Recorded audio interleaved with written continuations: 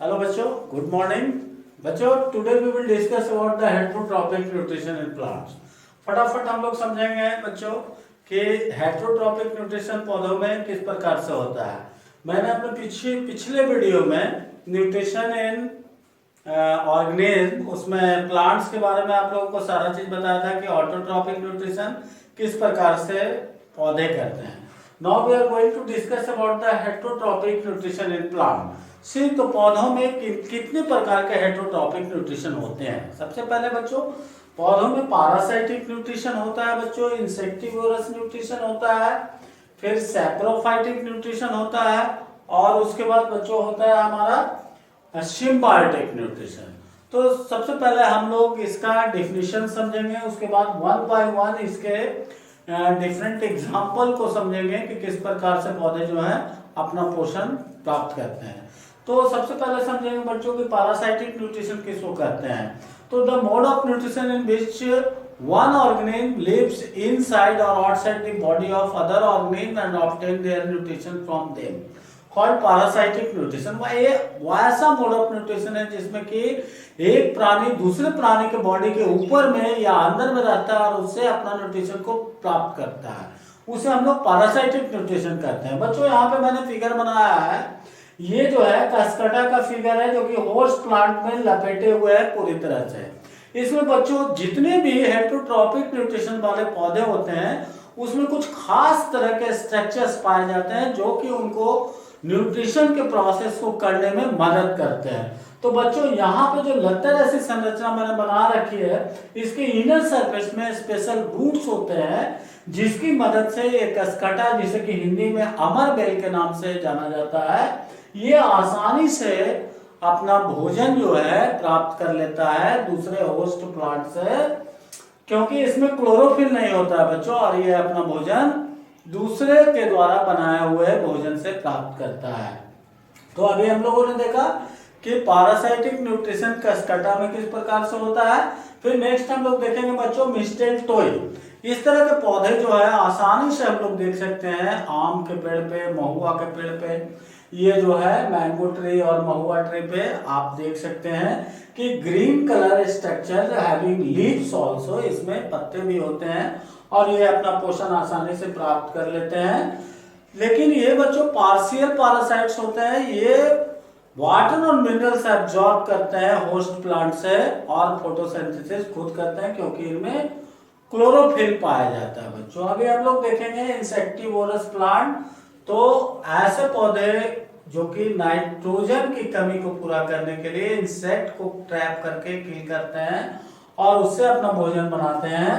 तो यहाँ पर मैंने इंसेक्टिवोरस प्लांट्स के 3 पौधे बना रखे हैं, pitcher plant, sundew plant and bladder plant. इसके बारे में डिटेल से हम लोग समझेंगे कि जो पीचर प्लांट्स होते हैं इसके लीव्स जो होते हैं पीचर के रूप में मॉडिफाइड हो जाते हैं, और ये पीचर के रूप में जब मॉडिफाइड हो जाते हैं तो सुंदर देखने में लगते हैं और ये कलरफुल होते हैं जो कि बीज एंड बटरफ्लाई को अपनी ओर आकर्षित करते हैं। इसमें यहाँ पे ग्लैंड होता है बच्चों ओपनिंग के पास, जो कि नेक्टर सेक्रेटिंग ग्लैंड्स होता है, जो चिपचिपा होता है, और ये सुगंध भी इसमें से अच्छा आता है। जैसे ही इसके नजदीक जो है कोई भी इंसेक्ट आते हैं तो मुंह के नजदीक आते हैं और इसमें हेयर लाइक स्ट्रक्चर होते हैं, उसमें वो फंस जाते हैं। उसके बाद नीचे की ओर धक्का दे दिए जाते हैं, नीचे की ओर उसको पुश कर दिया जाता है और ये लीड जो है बंद हो जाता है। उसके बाद एंजाइमेटिक सेक्रेशन की मदद से उसको डाइजेस्ट कर लिया जाता है और नाइट्रोजन उसमें से प्राप्त कर लिया जाता है, जो कि प्रोटीन बनाने में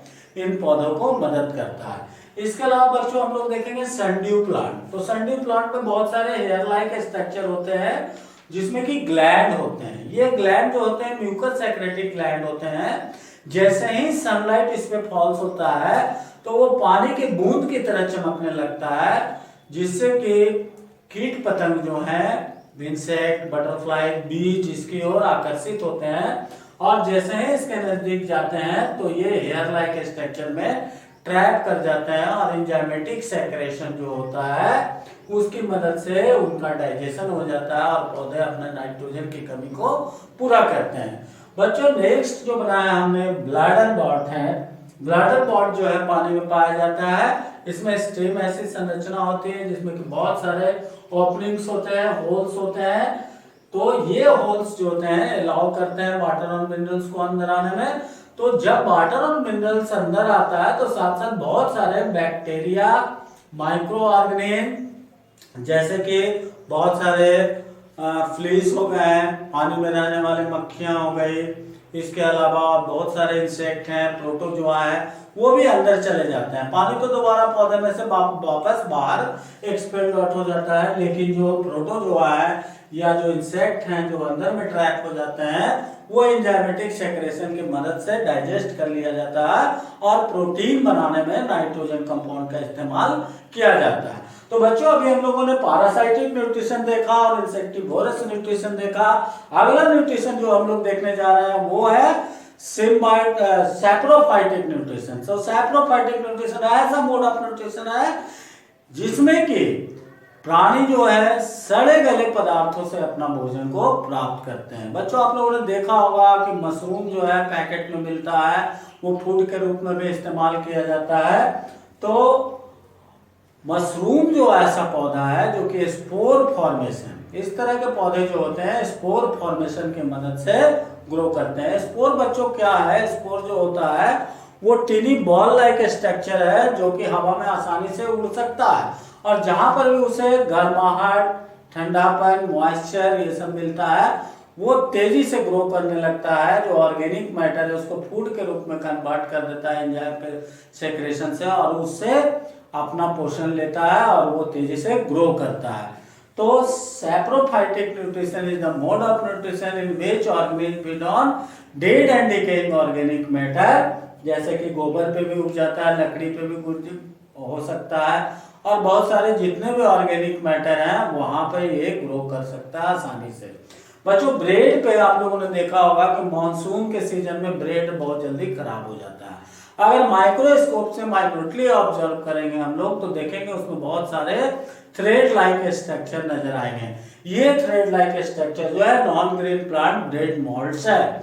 उसका स्ट्रक्चर इस तरह से होता है, हाइव कहते हैं इसको, स्पॉन्जियम कहते हैं और स्पोर इसमें से बनता है। जब ये मैच्योर हो जाते हैं तो स्पोर केस जो है ब्रस्ट होता है और उसमें से बहुत सारे स्पोर्स निकलते हैं और वो हवा में फैल जाते हैं और जहां पर भी फेवरेबल कंडीशन मिलता है वो तेजी से ग्रो कर जाते हैं। तो इस तरह के न्यूट्रिशन को हम लोग बच्चों सैप्रोफाइटिक न्यूट्रिशन कहते हैं which feed on dead and decaying organic matter. इसके अलावा बच्चों एट लास्ट हम लोग ये समझेंगे कि सिम्बायोटिक न्यूट्रिशन किसको कहते हैं, in which two organism live together and provide mutual benefit to each other. तो बच्चों इस तरह का एसोसिएशन में two organism live together and provide mutual benefit to each other. यहाँ पे मैंने बनाया है lichen is the example of symbiotic association in which two organism living together. यहाँ पे मैंने बनाया है lichen is the symbiotic association of algae and fungi. यहाँ पे जो है fungi which provide the shelter, water and minerals to the algae and algae having chlorophyll in them, इसलिए वो जो है प्रोसेस फोटोसिंथेसिस का बच्चों कर लेते हैं। तो इस तरह से दोनों ऑर्गेनिज्म एल्गी और फंगी दोनों एक दूसरे के साथ रहते हैं और एक दूसरे को म्यूचुअल बेनिफिट देने का काम करते हैं। तो बच्चों अभी हम लोगों ने हेटेरोट्रॉपिक न्यूट्रिशन इन प्लांट्स में देखा कि पैरासाइटिक न्यूट्रिशन किसे कहते हैं, इंसेक्टिवोरस न्यूट्रिशन किसे कहते हैं, सैप्रोफाइटिक न्यूट्रिशन किसे कहते हैं, सिम्बायोटिक न्यूट्रिशन किसे कहते हैं। ये सारे एग्जाम्पल्स के साथ हम लोगों ने देखा बच्चों, उसका स्ट्रक्चर देखा कि किस तरह का स्पेशल जो बनावट होते हैं पौधों में वो उनको किस तरह से पोषण करने में मदद करते हैं। तो हम लोगों ने हेटेरोट्रॉपिक न्यूट्रिशन इन प्लांट्स के बारे में बिल्कुल अच्छी तरह से समझा एग्जाम्पल के साथ कि पैरासाइटिक न्यूट्रिशन क्या है, इंसेक्टिवोरस न्यूट्रिशन क्या है, सैप्रोफाइटिक न्यूट्रिशन क्या है, सिम्बायोटिक न्यूट्रिशन क्या है। So go through this all the nutrition बच्चों। In my next video I will tell you about the nutrition in human being. Thank you. Bye.